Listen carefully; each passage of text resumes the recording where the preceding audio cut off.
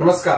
आज 28 नोव्हेंबर आणि 28 नोव्हेंबर हा क्रांतीसूर्य महात्मा ज्योतिबा फुले यांच्या पुण्यतिथीचा दिवस। आज महात्मा ज्योतिबा फुले यांची 134वी पुण्यतिथी। महात्मा ज्योतिबा फुले हे महाराष्ट्राचे एक थोर समाज सुधारक, विचारवंत, लेखक, स्त्री शिक्षणाचे प्रणेते ते स्वतः क्रांतीसूर्य होतेच, परंतु त्यांनी क्रांतीज्योती सावित्रीबाई फुले यांना शिक्षण देऊन स्त्री शिक्षणाची मुहूर्तमेढ पुण्यासारख्या ठिकाणी रोवली आणि आज स्त्रियांसाठी जे शिक्षण आहे ते उपलब्ध करून देण्याचं काम खऱ्या अर्थाने महात्मा ज्योतिबा फुले यांनी केलं। शेतकऱ्यांचा असूड नावाचा ग्रंथ त्यांनी लिहून शेतकऱ्यांच्या व्यथा समाजासमोर त्यांनी मांडल्या होत्या आणि अशाच या थोर समाज सुधारकाच्या पुण्यतिथी निमित्त ज्ञानज्योत अकॅडमी व जीत सायन्स अकॅडमीच्या वतीने विनम्र अभिवादन, आमच्या संपूर्ण विद्यार्थी, पालक व शिक्षकांच्या वतीने विनम्र अभिवादन। महात्मा ज्योतिबा फुले यांचा शिक्षणाविषयीचे त्यावेळेचे विचार, विद्येविना मती गेली, मतीविना नीती गेली,